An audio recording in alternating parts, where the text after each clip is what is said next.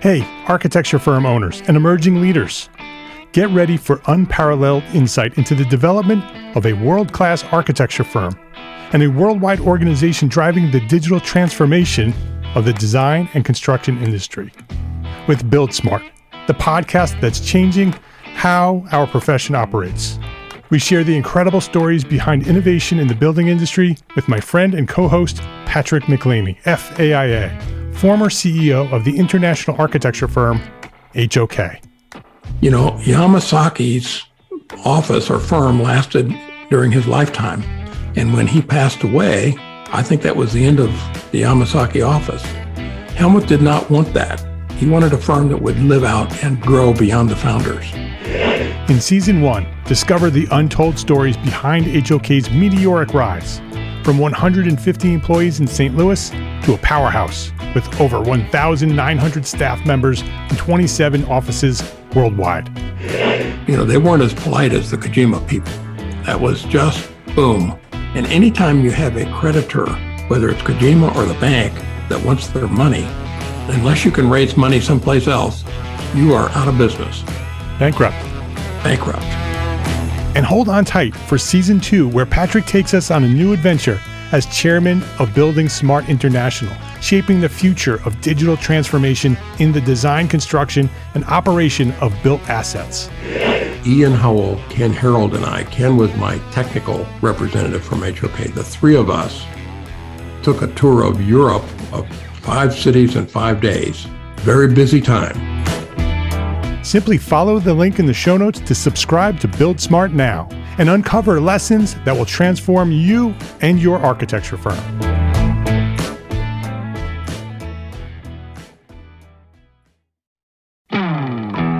Hey, architecture firm owners and emerging leaders.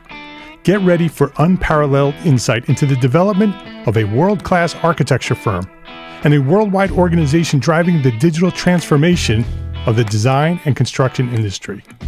With Build Smart, the podcast that's changing how our profession operates. We share the incredible stories behind innovation in the building industry with my friend and co-host, Patrick McLeamy, FAIA, former CEO of the international architecture firm, HOK. You know, Yamasaki's office or firm lasted during his lifetime. And when he passed away, I think that was the end of the Yamasaki office. Helmut did not want that. He wanted a firm that would live out and grow beyond the founders. In Season 1, discover the untold stories behind HOK's meteoric rise, from 150 employees in St. Louis to a powerhouse with over 1,900 staff members and 27 offices worldwide. You know, they weren't as polite as the Kojima people. That was just boom. And anytime you have a creditor, whether it's Kojima or the bank, that wants their money, unless you can raise money someplace else, you are out of business. Bankrupt. And hold on tight for Season 2, where Patrick takes us on a new adventure as chairman of Building Smart International, shaping the future of digital transformation in the design, construction, and operation of built assets. Ian Howell, Ken Harold, and I, Ken was my technical representative from HOK. The three of us took a tour of Europe of 5 cities in 5 days. Very busy time. Simply follow the link in the show notes to subscribe to Build Smart now and uncover lessons that will transform you and your architecture firm.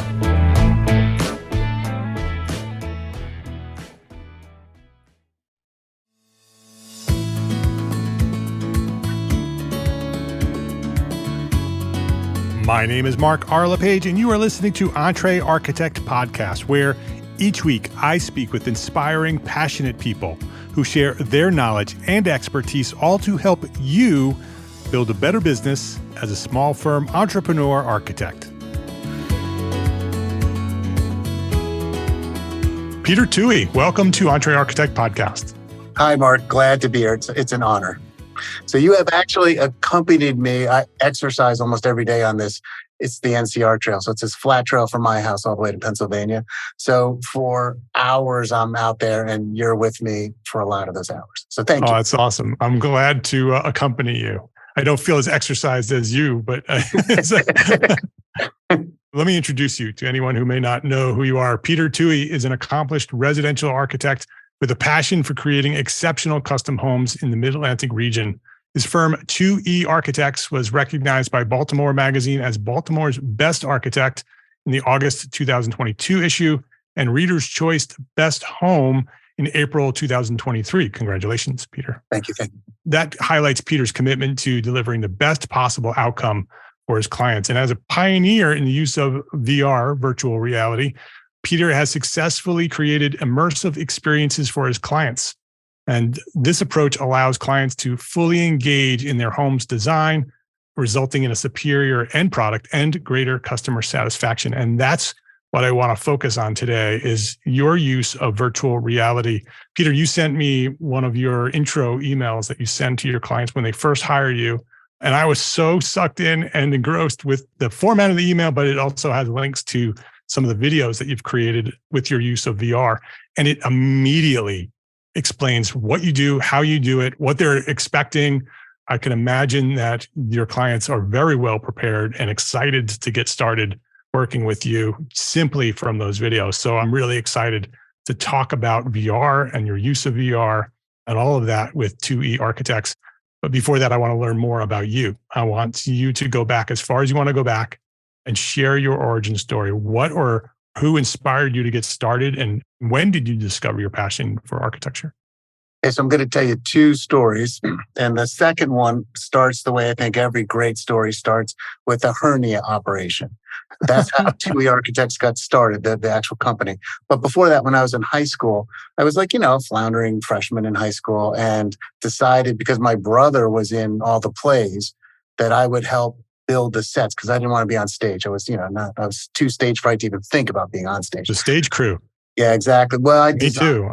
Yeah, designed and built. So yeah. I would read whatever, we did Our Town, I can't remember all of them. And so my Miss Carol was her name. And she said, don't look at any images from any of what anyone else has ever done. I want you to design it. And then as soon as you come up with a design, that very second, then I want you to see what everyone else has done, which I still do to this day. Like, clients come into my office and they say, oh, I've designed this house. Here are the plans I did, or whatever. Yep. It's like, yeah, I want to see those. I want to see them after I look, and I do my own thinking. And then we can take all the ideas from both, which is what I did in high school. And then by the time I was a senior, Miss Carol said, you could probably do this for a living. And, we've done this for many years and none of them have ever been better than these. And so then fast forward to that hernia operation. So I got this letter from, the guy's name was Bruce Finkelstein, and he said, hey, are you itching to open up your own office? You can open your office in my office. And so we set up this deal, and he had an assistant. Her name was Kitty Daly, like one of the most wonderful people on the planet. And they nursed my firm up. So we kept this relationship for about 7 years. And so, how did he find you? How did he know to email you? That's a really good question. You should probably ask Bruce. But I think he sent this email out to, or letter. It was a letter. And he sent it to, I think, maybe 100 architects. And he interviewed maybe 10. And then he selected, again, for better or for worse, me. But for better for me, for sure. But the funny part was, I threw the letter away. I wasn't feeling well. I was convalescing a little bit. And my wife literally dragged it out of the garbage because she'd seen it.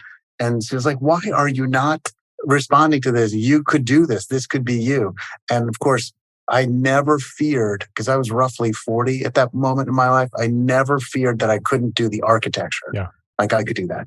But I wondered if I would go out of business because I just simply wasn't a good business person. And the answer to that was yes, Peter, you probably would have.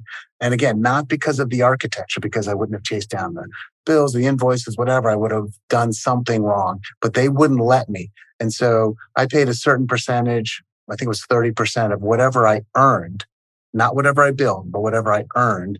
So, if I earned $1,000, they would get 300. And then, next month, let's hope I would earn more than that. So I couldn't ever lose money. That was not a possibility, which to me was great. So I got a bookkeeper, somebody who would answer the phones. Kitty did way more than just that. But I also got a mentor. And Bruce, I would talk to him like, oh, I don't want to know if I want to put all, we have rooftop decks in Baltimore City. And I just didn't want to put a hole in the roof. And what am I going to do? And, like that. And so I thought about like weighing this thing down and all. Anyway, Bruce came up with a solution that I really liked. But it could be anything. Like just like a client said that they wanted their building to be taller than what is the code will allow or whatever. And so we would talk through anything I wanted, he was willing to talk about. What was Bruce's motivation for doing that in the first place? Why did he even come up with that idea? Was he looking for a firm transition or just a mentorship, relationship, or what was it? So I think it's a combination of a lot of things. One, he's just an interesting thinker, way more interesting than most people, right? So two is he had space for someone to work, but he didn't want to grow his firm. So he was closer to the end of his career. He's now retired than the beginning. And he had this space, and he had Kitty, who was working full time, but had time in her schedule, or at least that's what he thought. And she would probably argue, and then it worked. So he was probably right. Having said that, she was always busy. Kitty was always busy. And again, she was perfect. You need a great Kitty to make this whole model work. Yes. But the reason I think this is such a great origin story, not because it has me in it, but because I think it's so repeatable. So I think there are people who are young architects who were like I was however many years ago, know they can do the architecture, but not really sure about the business. So find this mentor and say, yeah, I'll pay and all this. And then on the other hand, now you're an older architect like now I am. Could I be that mentor? And the answer is I could, but I need Kitty, which right now I don't have. So to me, it's so repeatable, and I think would be good for, again, our industry. Right. If we could nurture these young, talented architects with all this, had all the energy and spirit, of this young, charging architect. And I don't know if you ever watched Cheers when you were younger, but when Coach died, that's when Woody Harrelson came in, and he just energized the whole show. And that's what I did to their office. Yeah. Like a puppy dog. I was a puppy dog. So in any case, I just really like that origin story because it's so repeatable. So how did you go from Bruce's office to where you are today? What were the steps that you took from that to Twohy Architects? So both Bruce and Kitty were, about 20 years older than I am. And they were both thinking about retiring, and they both did it at roughly the same time. But I took that 7 years of knowledge. Now I knew what to do, how to do it. I mean, the first day I got there, they erased HBF Plus on every one of their contracts and documents and wrote Twohy Architects. So that was huge for me, huge.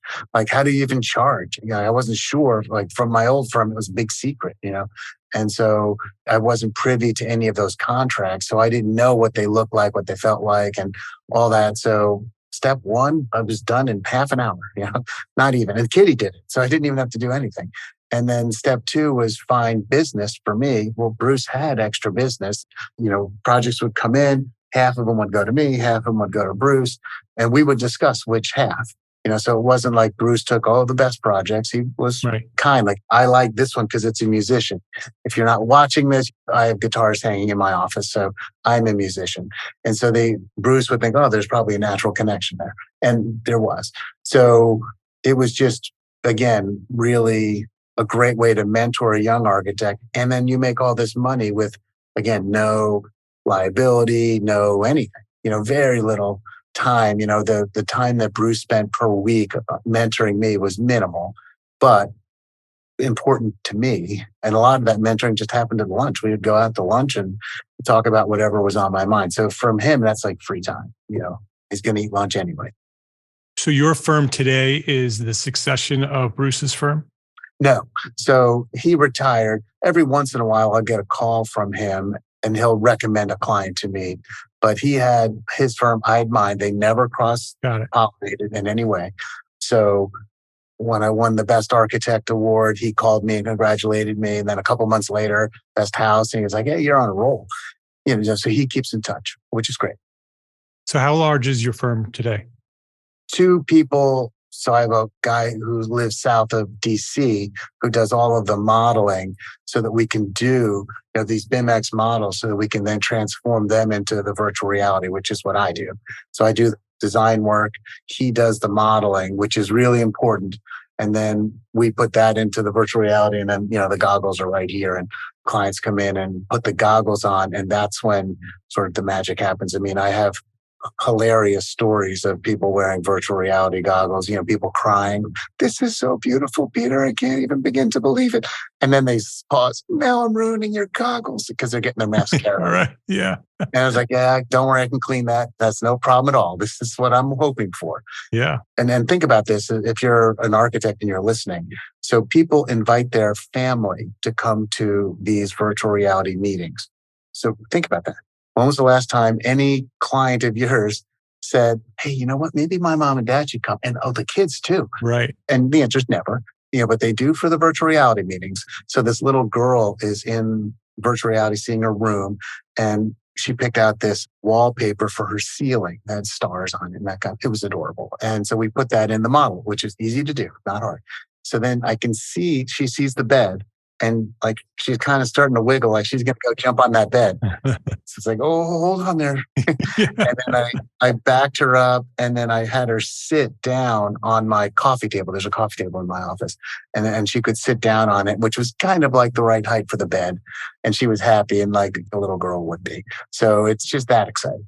Yeah. Well, let's go back to the beginning of that. How did you get involved with VR? How did you even start doing that? Because it's clearly effective and it's clearly an integrated part in your entire process that I want to talk about, as well as how it's integrated into your process.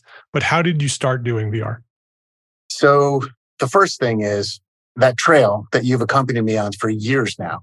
I started jogging it, back issues. So now I'm cycling it. But I thought of this idea while I was jogging probably 15 years ago, that we as architects should offer unlimited 3-dimensional drawings to our clients inside and out. And I just started laughing out loud because it's not even possible, right? But then less than a year later, I figured out a way to do it. Again, it was with the BIMX model. So I would do views of that BIMX model. And we started just getting really good at modeling the homes and being very, very, very meticulous about that model. And I happened to listen to Chris Clark's interview literally today. So that was today's bike ride. Yeah. And he's a BMX guy, and he's helped my firm, me. And then a couple of it had to be January, Jared Banks. Yes. He's awesome. So if readers, if you forgot about Jared or Chris, go back.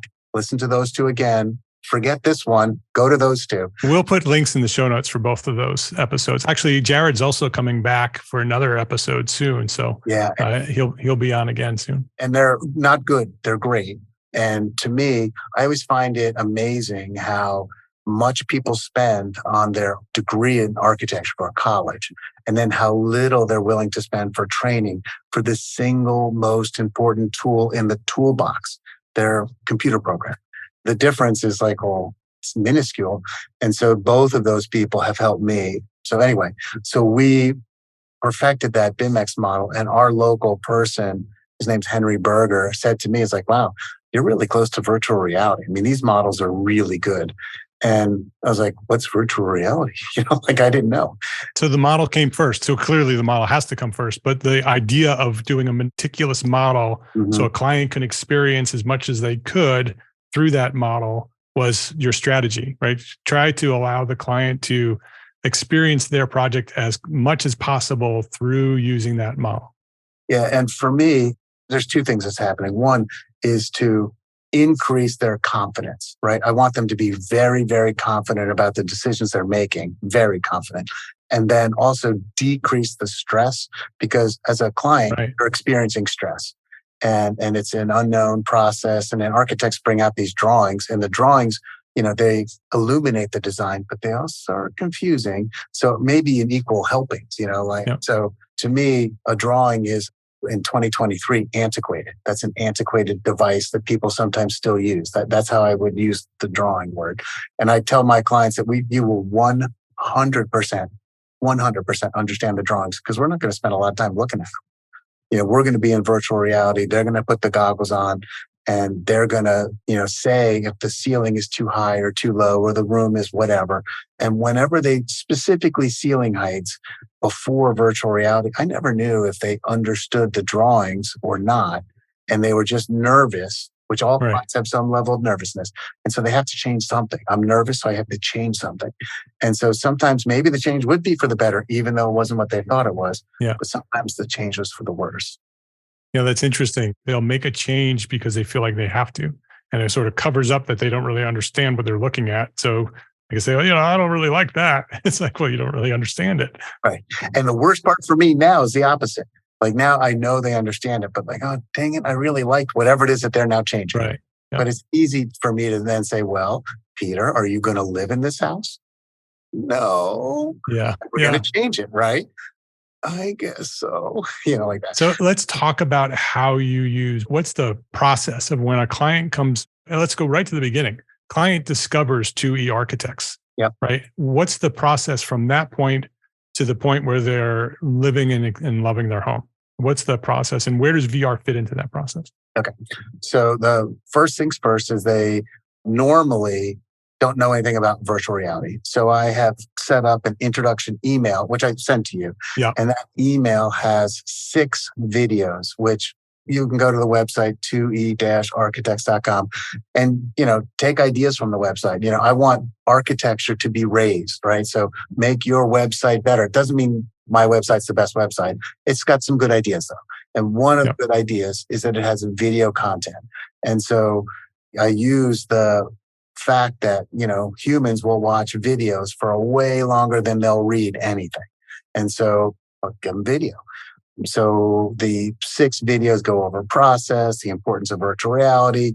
And then the last 3 are how we've now used virtual reality in concept design. So the good news for me and the bad news for other architects is that if they're interviewing multiple architects, which I insist that they do, like this is not something I hope that they do. I insist on it. You cannot only interview me.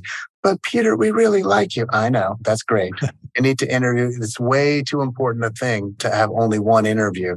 The other thing about that is that when you're good, you want to be compared. Oh, yeah. You want them to recognize that what you're presenting here with your service and your process and the VR and all of that is not normal, right? It's not typical. Right. And having them compare you to others, they'll know that, right? If they only go to you, then they are like, oh, this is how all architects do it. Right. They all do this VR thing. Right. So having them, compare you to others is an advantage to you. It is, but it's also in their best interest. So yes, absolutely. Right. And so for me, I'm always looking for that.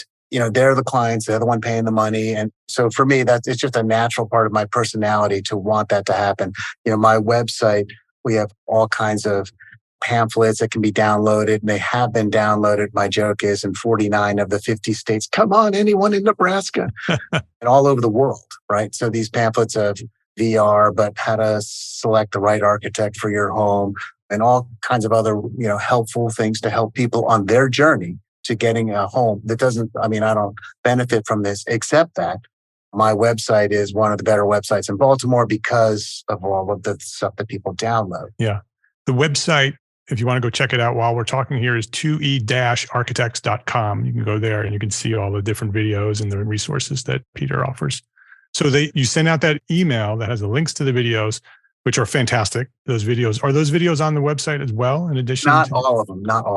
So I want to save some for that email because I want that email to be super exciting. So then they come in. Almost every time they come in. It's hilarious. You're going to know from this interview that I talk a lot. I'm a talker. And the hardest part for this interview is that what I have to do is find out just one piece of information. What is your dream home? And we have about 30 or 40, or I don't even know how many now, in virtual reality. And so I'm just trying to figure out which one's the closest and then say, hold on, let me just get that for you. And then now you'll put the goggles on. And I don't think I've ever lost from anyone who's actually put on the goggles. So you send out that email, you invite them into your studio, you pop the goggles, or you have the interview, sort of talk about what they're looking for. You go through your catalog of projects, find the one that sort of fits what they're describing, right, and then pops on the goggles and say, hey, here's a house that let me know what you think. And you sort of let them walk through this amazing piece of architecture. And then be quiet. The less I say, the better. And then the funny thing is that really when they're coming in to interview me, I'm interviewing them is what's happening because I have more than enough work and I select my projects very intentionally. People who they have to love or have to have a high level of the design of their own home. Like, for example, one of my best friends, he's a great guy, but he doesn't really care about where he lives. And he's a great guy. If you were going to have a party tomorrow, invite him, right? Not me, him. He's better, but he's not my client, right? So that's fine. That doesn't mean he's a good or a bad person. I just need someone that is as invested in the design of their home as I am invested in the design of their home. But that's a really high bar. So I'm looking for that. I'm also looking for not the budget of the project, but how the budget relates to the size. I don't want them to have, champagne taste with a beer budget. So I don't care about the cost. If we're only designing whatever, a boathouse, and the boathouse is going to cost whatever it costs, but it needs to be something that's interesting to me now and really important to them. And the only way it's going to be interesting to me is it's really important to them. Yeah. So we go through that process. And again, I'm saying no to more people that are saying no to me, but that's because I've got this chemical reaction of that. I'm really old school and high tech, right? So the old school is, I care about proportion, I care about materials, I care about everything. Everything was taught in architecture school. I've traveled extensively. I have sketchbooks, and for me, that's this old school knowledge, right? But then we couple that with this ultimate high tech, and the younger architects have the high tech part down, but they don't have the old school yet. I mean, they're going to grow into that. Right. Takes time. Yeah. Right. And so to me, it's that combination of, this chemical combination, MacGyver, right, from the old TV show. And all of a sudden, all the magic happens because these two chemicals come together, and they're the right two chemicals. So they go through that process. They take the headsets off, they wipe their tears, and they sign a contract and they get started. So what's the process of going from the signed contract to the end? Where does VR for their house fit in? Exactly. Great question. So this is new for us. So we've only done this now twice. So what we do now is the first thing we do is this clarity session. It's 1 million questions. Everyone knows I graduated college, but by the end of the clarity session, they're wondering if I graduated 3rd grade, because I ask why. Because if I understand what they want, they get one level of service. But if I understand why they want whatever it is that they want, that level increases exponentially. So we do that. And then I come up with a design, right? So it's a floor plan like every other architect on the planet. Again, because I've done so many homes, I kind of skip bubble diagrams and go right to a floor plan. But now we do that as a white model. So they're going to see the volumes, and I put in some windows, not very many, because I don't want them focused on windows. I want them focused on the 3D ramifications of 2D design decisions. So a digital version of a cardboard study model. Exactly. And it's a highly effective tool because they're in it the day one, right? So they're super surprised. They think they're going to look at plans, and they do. But then we put them right into virtual reality and say, hey, this is just a little model. There's nothing precious about this model. We're going to change it, and it's going to change dramatically. But here's the start. Yeah. And there's usually one overriding concept that I want them to get, like, here's the view that you're going to have to the lake, or here's the height, or whatever it is. There's always something. So for me, it's, again, I want to raise the level of my client to collaborator, right? But they get all of my, years of experience and talent. I'm actually pretty good at this. So they get that, but it's both and, because I don't have to read their minds anymore like I used to have to. Now they look at it and they say, oh, no, that ceiling is way too high. And I can't argue with that, because they see it. They move their neck, they look up, and they feel what they're supposed to feel. I literally was at a job site yesterday. So Justin and Laura, and Justin came to me, and the walls are up for the first time, roof is on, but that's it. So windows aren't in, no drywall, no anything. And because I feel like this is deja vu, I know, which was perfect. Yeah, he's been here before. Yeah, exactly. Yeah. Let's take a quick break to say thank you to our sponsors for their support of this episode. Accurate data is crucial, especially in today's business environment. Outdated and inaccurate data leads to turnarounds, delays, and rising costs. With supply chain and staffing issues, these costs and delays can multiply. That's why a resource like arcat.com is so important. ARCAT works with manufacturers to keep their data up to date and accurate, and offers it to you easily, accessible, and free. Use ARCAT's powerful search engine to find what you need fast and download it right there on their site without needing to pay for anything. It's free. You don't even have to register. So go try arcat.com today. That's ARCAT.com. Unlock your full potential as an architect business owner at EntreArchitect Network.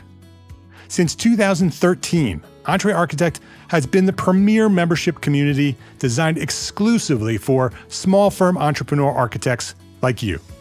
Join a vibrant community of like-minded professionals and gain access to a wealth of resources, mentorship, and support.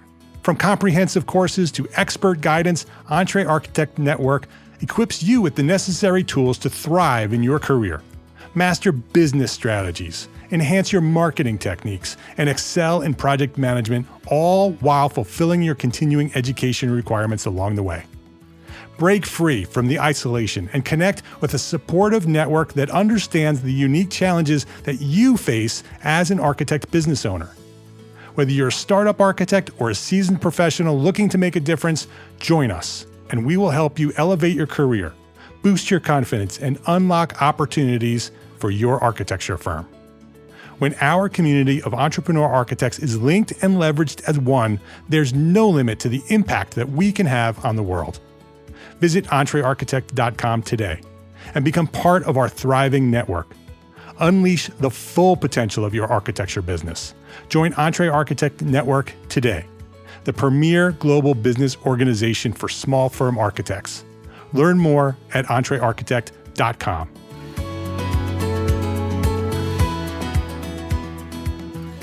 So virtual reality starts at concept design, and then we add all the materials and design development. And then I use this also for the contractors so they can get better and better and better price models. So again, the BIMX, again, Jared and Chris, go back.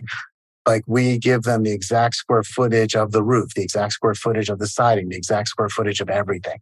We give them early in the process, the entire window schedule, door schedules. They get that very early. Our drawings are half done before we even start because we have what both Chris and Jared sell, and it's the models for the computer program. So our drawings are already labeled, sections, elevations, plans. The template. So our templates are very robust now. Yeah, Chris and Jared both talked about that as one of the top priorities when learning BIM. Exactly. Is to make sure you have a good template. And then that's the thing that you use as you develop your firm and you develop your process is all about templates. Exactly, 100%. And we have a very good template now.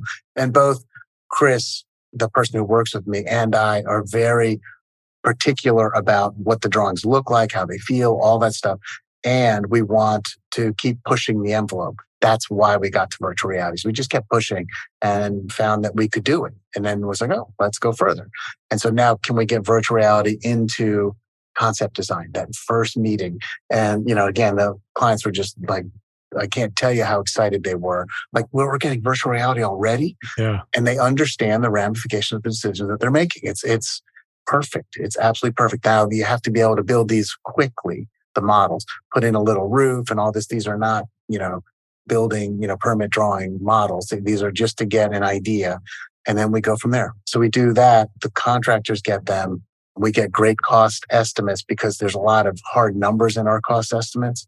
The exact cost of the roof, the exact cost of the windows. And then that cost will change because we're only really developing half the house, the front or the back. And then we'll develop the other half whenever. When they say yes to the concept design, then we keep going. But my point is that it's a really good way to get, people very, very firmly in their minds what the money is. That's half the battle. Where's the money? And then what the aesthetics are.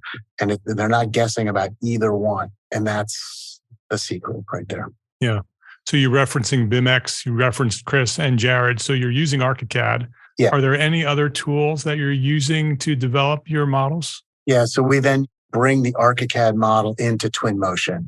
And, again, I've taught courses on Twinmotion. Right now, there's a website called VR for Architects. And I haven't been on that website because I've just been too busy, frankly. But I'm thinking about going back to it. So here's the way I think it is. So what was that movie, Seabiscuit, where two horses are racing and the one jockey's he knows, all he has to do is get his horse next to the horse that is the front runner. And then that horse just will not let the other horse win. So Seabiscuit was that. And I was like, I see that horse. I'm not going to let that horse win. So I guess it'll be me. And when you get a whole bunch of people doing virtual reality together, you say, oh, well, Joe just did this. I have to be better than Joe. But look what Cindy did. Oh, so my you God. Found a community. Exactly. A little, not like yours. So yeah, but the power of the community is real. Exactly. And it's fun, right? Because we also want Joe to super succeed. We're not hoping for anything other than the best for Joe and Cindy, but I still want to get better, right? Yeah. Yeah. And you see that, and it's exactly perfect. So the end of the question, way back when, is we keep modifying the model until the clients have the first model they see. It's like, well, this is too wide or whatever it is. And then there's less of those objections and more, oh, this is perfect. Oh, this is perfect. And then eventually there are no objections and everything is perfect. And then that's when we start building. And it's a really great process for both them and for me. So you go on to House and there are a lot of recommendations for Twohy architects. And, again, yes, I'm good at this, but I also have no risk because I can't lose. We hit the budget. We also hit the design, and people are super excited about the process, and they invite their kids and their parents and whoever else. And so it's just different, and this is not like, this is repeatable. What's your word? You have a word that they're not competitors. What are they? Collaborators? Yeah, but they're you like allies. Allies. Yeah, but I thought you were interviewed with Mark Zweig. Is that his name? Zweig, yeah. Yeah, Zweig. And you used a word that collaborators and competitors and together, like frenemies, but it wasn't frenemies. And for me, this is that, you're trying to get everyone moving up. Like I want the entire architecture community, really just like you do, to elevate itself. And one way to do it is virtual reality. For sure, virtual reality is one way to do it because it is, we talked about one reason to go to virtual reality is, again, I attract clients who are passionate about design. They're passionate about it. And they see this and that intro email shows how passionate I am, but it also repels clients that are less passionate. They're like, oh, wait a minute. I get it. He's not for me, which is great. I don't want to waste their time. And I certainly don't want them to waste my time. And the second reason is that it's this competitive advantage I have over other architects. As soon as they see, potential clients see what I do, it's different, it's better. And it's, my whiz-bang presentation is better than most other architects' whiz-bang presentations, even if they're better architects, right? If they're more talented, I can still win because of the presentation. But the reverse is true now. So there's a young architect, that your architect is 28 years old. He or she is really good at virtual reality. Not a great architect yet, but good. And now there's lovely clients are going into, let's say you are a 50-year-old architect and you use computer a little bit, but not a lot of it. You certainly don't have a BIMX model. Virtual reality isn't even a thought, but you're very talented. You are at the height of your profession, your talents. You are the right architect for this client. And then you show them all the drawings and everything, and you even have a couple of perspectives because you're that guy, whatever. And you go home thinking that these clients are going to sign up for sure. They're the perfect client and you're the perfect architect. Then they go down the road, this 28-year-old whippersnapper who's barely even licensed, and then he shows them virtual reality. And that's, we'll call her Cindy. Cindy just drew 3 houses. She doesn't even have a client yet, but she drew 3 houses, put them in virtual reality, and she wins the project. So part of virtual reality is to avoid that story because it's a bad story even for architecture, right? So I want that lovely client to have the best experience possible. And that means they have to go with an architect that really knows what they're doing. But now that architect has to up their game. That's what it comes down. Yeah, very inspiring. It's inspiring to hear your process that VR is just not one, presentation tool, that's literally integrated into the entire process of creating architecture for you with your clients all the way to the end, right? Because I saw in the videos that even at the end, post-construction, you're using VR to share sort of a gift or a final presentation for your clients. Yeah, so we do two things. At the end, we give everyone a book. So the book documents a hardcover book. It used to be from Apple. They don't do it anymore. So now I use Shutterfly. And we have the plans and photos and them on site and renderings. And then right next to a rendering will be the photo when it's done. And then we make sure that the VR experience, which, like let's say they change the sconces. Okay, so now we change the sconce in our VR so that when we make a video that shows their house when it's done, it's perfect. Yeah. Like as one example, we did the house that won Best Home. They selected a door that was, made by an artist. So we got the drawings from the artist and we put it in our drawings. We knew they were going to do something like this. And so we just put their exact door in, and it didn't affect the decision for this because they had already gone with the artist and the artist did his thing. And it's beautiful. But when you look at our VR experience now, it's perfect because the door matches. Yeah. So it does all the way to the end. And it's, again, it's a great, great tool. But we kind of buried the lead a little bit because one of the reasons to do virtual reality, and I didn't know this at the beginning, I charge higher fees. And so like, what? Higher fees? Architects can do that? Yeah. And the answer is yes, you can if you offer something that is valuable to, one of the things I've noticed is that all of my clients are smarter than I am, right? So they've earned enough money to afford an architect. And they've even earned enough money to afford an expensive architect. So they're really smart. They don't like to feel not smart, which that's what drawings do, Yes. I've seen that happen many, many times. Exactly. And so we take that all away and they see like the straight thing. So then they say, well, how much are you? I tell them and they say, okay. And we don't, like the last time, well, actually it happened a couple of months ago where somebody argued with my fee and the answer is okay, no. Like I'm not going to argue about my fee. And it's just nice to be in this area. And again, I'm a talented architect. That is true, right? I win awards and all that kind of stuff. But part of that is getting the right clients. Exactly. You've identified your ideal client. We talk about ideal clients all the time, and you have a very specific ideal client, right? And by identifying that ideal client, you attract those ideal clients and you also discourage people who are not ideal clients, right? That people who may not be able to afford you or don't want that full level of service, you're not going to have to filter those people through anymore because they're not going to be attracted by what you're offering. The people who want what you want are looking for what you provide are the ones that are going to come to you. And then it's just a matter of finding the right ones of those. Exactly. And again, like creating the practice so that my ideal client is attracted to the practice. And virtual reality is a big part of that. And so it doesn't matter how strong I am or tall or whatever else. What does matter is I offer them what they want. And lastly, again, this is another, and I know at Entre Architect, this is the goal, is to elevate the entire practice of architecture. That's the goal, right? Which I, by the way, love. But I think virtual reality is the same thing. So I work with one contractor here time and again, and I work with about 3 time and again. One of them is D2 contractors here in Baltimore. And we make these magnificent, roadside signs. He pays for them. I do all the work and he pays for them and builds them, right? And we put both names, D2 contractors, Twohy architects on the sign. He's gotten, I don't know, hundreds of phone calls over the years. I've gotten zero. They call the contractor. And the problem is that in our world today, specifically in America, because it's not true in Europe, the balance of contractor and architect is out of balance. If you want a custom home in America, the first thing you should do is interview 3 or 4 architects.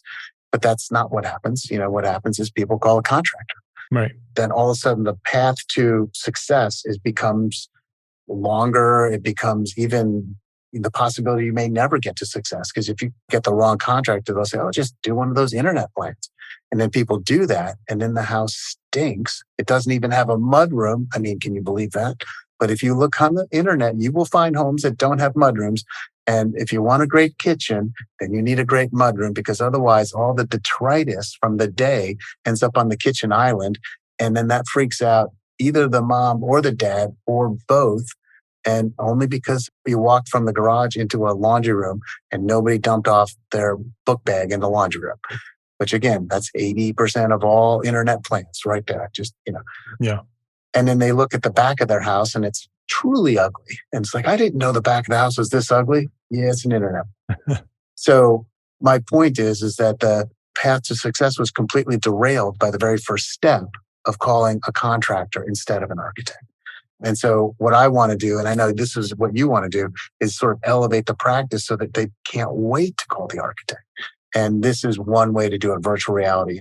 And I'm really hoping that more and more people do this because two reasons. One, there's a couple. One, it's super fun. Like, again, when your clients are inviting their families, that's fun, right? For everyone. Yeah.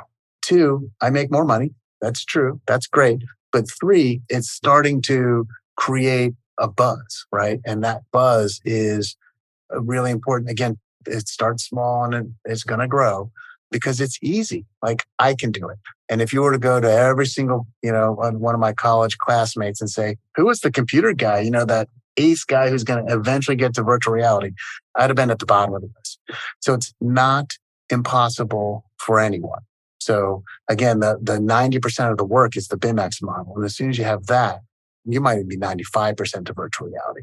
So the last piece of the puzzle, you haven't asked this, is getting virtual reality at the right cost. So from a business perspective, you can't have these long detours like, into virtual reality land that weeks go by and we're adding more and more plants and bottles of wine or whatever it is. What we need are these little speed bumps.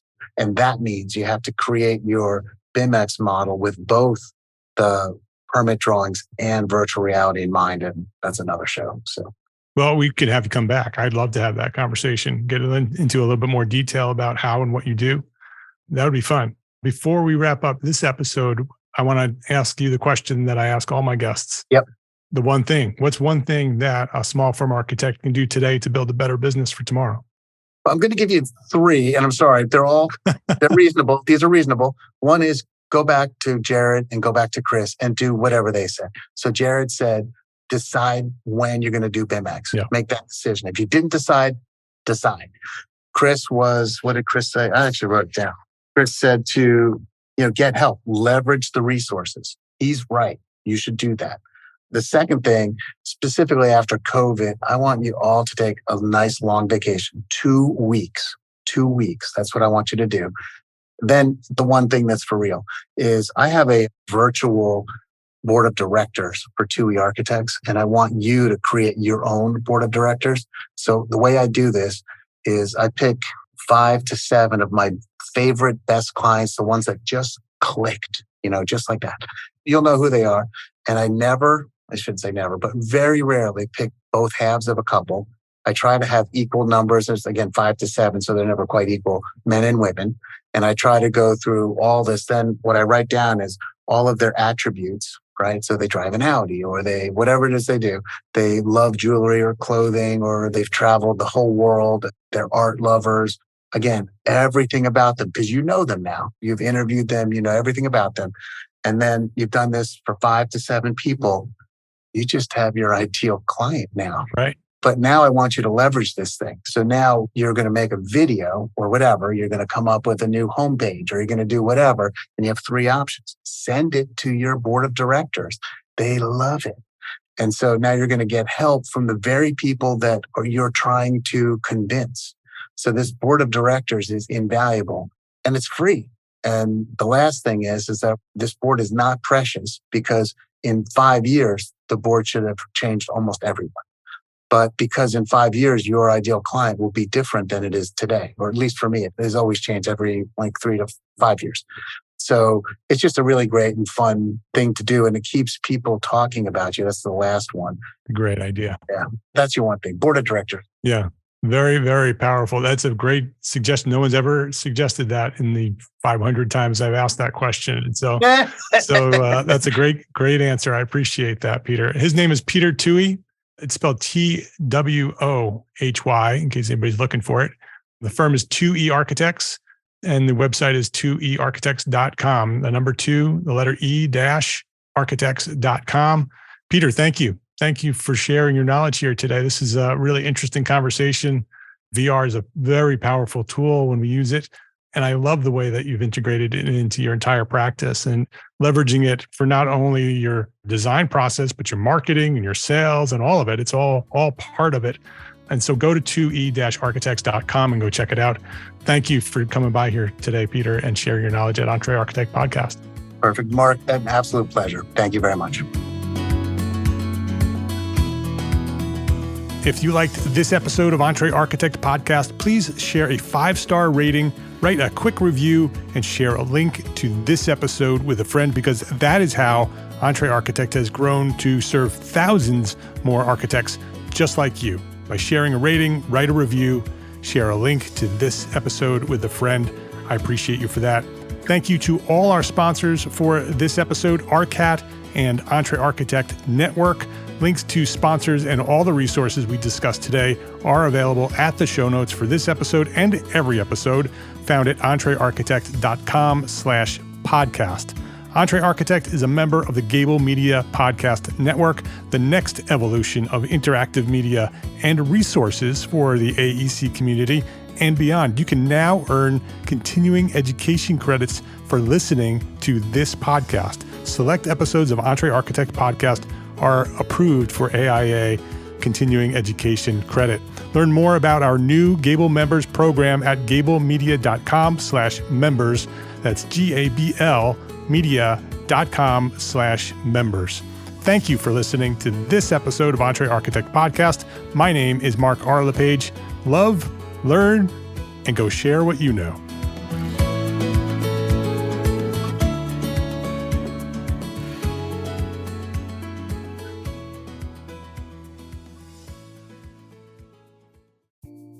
Imagine earning continuing education credits while doing exactly what you're doing right now. Well, you can. Gable Media has revolutionized the way you earn your continuing education credits with a groundbreaking approach. Forget running around town and scouring the internet for credit-worthy courses.